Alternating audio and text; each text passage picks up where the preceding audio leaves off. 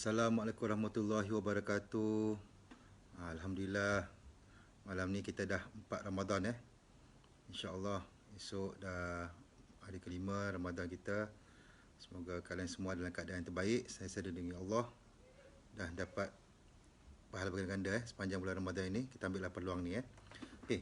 Sebagaimana yang saya kongsikan sebelum ini, di mana kita perlu berhati-hati dengan hati ini.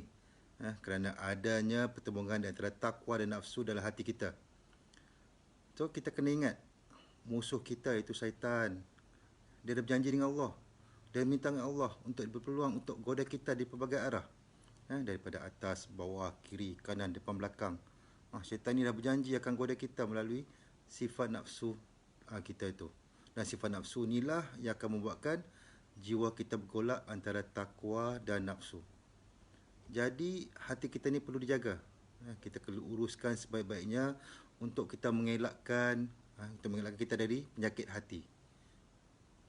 Dalam kita menguruskan hati ni, kita sebenarnya sedang berusaha mengalahkan bisikan dan godaan syaitan. Pada yang sama, kita berusaha untuk munculkan sifat takwa. Dia seiring. Dalam kita berjuang kalahkan syaitan ni, godaan syaitan ni, pada yang sama sebenarnya kita tengah usaha untuk kita munculkan sifat takwa itu sendiri. Jadi kita perlu ingat betapa syaitan ni tak berhenti bekerja. Dia non-stop. Kerja dia nak goda kita je siang malam. Sebenarnya syaitan ni kalau macam askar ni kan, dia kerja shift dia pagi, siang, malam. Dan kalau malam ni dia pangkat dia lebih tinggi. Kalau dalam kita kata tadi saya kata macam askar tu kan, dia dalam general lah, pangkat general. Kalau yang malam ni pangkat dia lebih tinggi. Ini kerana kalau kita tengok pada surah Al-Muzammil ayat ke-6, pada waktu malam ni lah kalau kita solat malam, kita berdoa, beristighfar, iaitu ibadat pada waktu malam ni lebih kuat kesannya dan sentuhannya tu ke jiwa kita lebih tinggi. Sebab itu syaitan yang pada waktu malam ni dia kena yang terror sikit, pangkat dia lebih tinggi. So that dia kena kerja kuat sikit lah untuk goda kita agar tidak bangun waktu malam untuk beribadat. Untuk kita tak berdoa, istighfar, kita solat tahajud. Sebab kita tahu malam tu lebih kuat kesannya. Sentuhan ke jiwa tu lebih tinggi. InsyaAllah. Kan? Jadi bagaimana kita hendak berjuang memerangi syaitan dan mendapat jaga hati kita ni agar sifat takwa tu lebih menguasai? So kita kena tahu ni ini saya dapat daripada yang seperti yang dikongsikan oleh Ustaz Hadi Dayat. Terdapat dua cara utama, iaitu yang pertama, kita membangunkan hubungan kita dengan Allah Subhanahu Wa Taala, dan yang keduanya adalah kita menyucikan atau membersihkan hati kita ini sendiri. So, dalam apa jua keadaan yang kita ni sebenarnya kita bergantung nak mencari benda yang kuat. Macam inilah. Contoh kalau kita nak panjat pokok, kita akan cari dahan yang paling kuat untuk kita berpaut atau kita memijak supaya kita tak jatuh. Sama juga kalau kita nak menyeberang jambatan, kalau jambatan kayu tu kan, of course kita akan cari kayu yang kuat supaya kita confident nak laluinya, supaya kita tahu dia kuat untuk tahan load ataupun beban yang kita akan lalu tu. Jadi sama macam hati kita ni, hati yang bergolak, yang tenteram tak tenteram ni, maka kita perlu cari yang terkuat untuk hati kita ini. Kita kan tahu siapa pun yang punya roh itu adalah Allah Subhanahu Wa Taala, yang punya kalbu, yang punya hati ni juga Allah Subhanahu Wa Taala.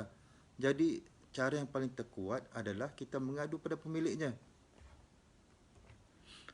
Inilah cara yang pertama untuk menjaga hati, iaitu kita dekatkan diri kita dengan pemilik hati itu sendiri, iaitu kita membangun hubungan kita dengan Allah Subhanahu Wa Taala. Kita tahu kan sesungguhnya kita bangunkan hubungan kita baik ni adalah kita bangunkan dengan sumber kebaikan. Allah itu semua yang baik-baik daripada Allah kan. So kalau kita tengok dalam 115 kali yang disebut takwa dalam Al-Quran, terdapat dua klasifikasi, iaitu hablum minallah dan hablum minannas. Hablum minallah itu adalah hubungan antara manusia dengan Allah. Dalam hal ibadah iaitu ubudiyah. Sementara hablum minannas pula adalah hubungan antara manusia dengan makhluk yang lain. So selain menaikkan sifat takwa kita kepada Allah, kita juga harus menjaga hubungan baik dengan sama manusia. Macam ni lah. Saya pernah pernah ada kongsi kan yang macam mana Profesor Muhaya selalu ingatkan kita betapa kita perlu jaga 3 hubungan ni. Satu, our secret life. Hubungan kita dengan Allah Subhanahu Wa Taala. So, kalau kita jaga hubungan kita dengan Allah, our secret life, insya-Allah private life kita, iaitu hubungan kita dengan keluarga kita akan baik. Kalau kita jaga hubungan kita dengan keluarga kita, our secret life, private life, insya-Allah public life kita pula dengan orang lain pun akan baik juga. So kita jaga tiga-tiga ni kan. Hubungan dengan Allah, insya-Allah hubungan dengan manusia kita pun akan menjadi tambah baik. So tapi kali ini apa yang hendak difokuskan adalah hubungan kita dengan Allah Subhanahu Wa Taala. Ketika Allah Subhanahu Wa Taala menyebutkan kalimat takwa dalam Al-Quran, kalau kita tengok dalam surah Al-Baqarah ayat kedua hingga 5 tu kan, disebutkan kalimat ibadah, itu orang yang bangun hubungan dengan Allah adalah yang melakukan ibadah kepada Allah. Dalam surah Al-Baqarah cerita pasal apa? Kena kita beriman dengan gaib, beriman dengan kitab, dengan Al-Quran, orang yang melakukan solat, yang bersedekah. Itu yang disebutkan dalam surah Al-Baqarah ni, iaitu yang melakukan ibadah kepada Allah. Ni kalimat takwa, orang yang bertakwa. So sesungguhnya solat itu adalah ibadah yang melatih kita untuk berhubungan dengan Allah dan mengikat sifat takwa dalam diri kita. Jadi untuk membangunkan hubungan kita dengan Allah dalam bentuk sifat takwa itu adalah dengan kita mendirikan solat. Apabila kita solat, sifat takwa itu akan meningkat dan ditutup Allah sifat nafsu kita itu. Bila hubungan dengan Allah SWT baik, maka yang buruk-buruk itu akan diketepikannya. Sesungguhnya solat itu membangun hubungan baik dengan Allah supaya kita kuat dan berdamping dengan ketetapan Allah walaupun di mana kita berada. So kalau kita tengok apabila kita kerjakan solat, kita akan sentiasa ingat Allah. Kita punya hubungan yang baik dengan Allah. Dan sesungguhnya orang yang solat ni, dia tak akan melakukan sesuatu yang tidak disukai Allah.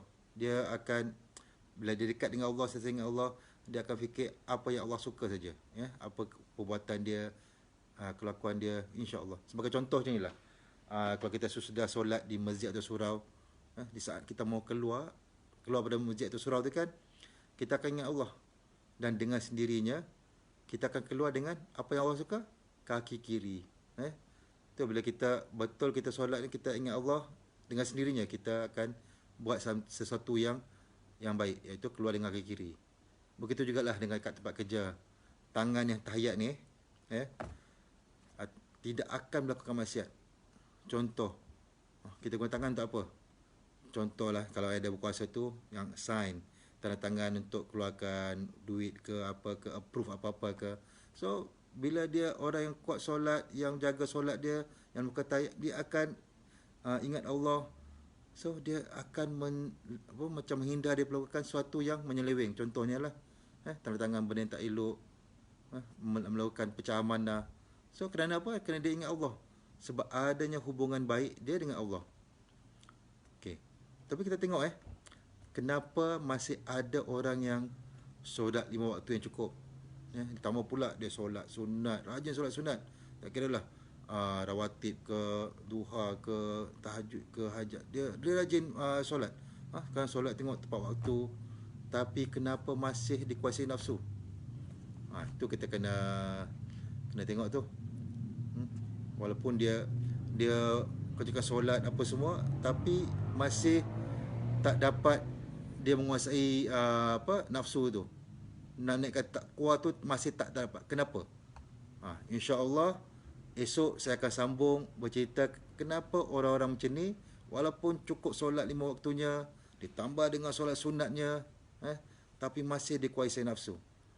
InsyaAllah. Semoga kalian semua sentiasa dirahmati Allah sepanjang bulan Ramadan ini.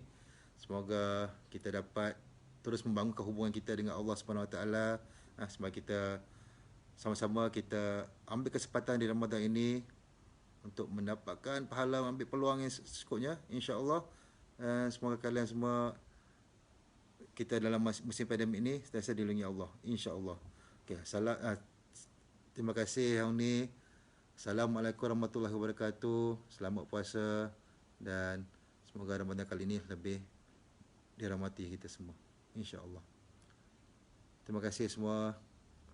Assalamualaikum warahmatullahi wabarakatuh.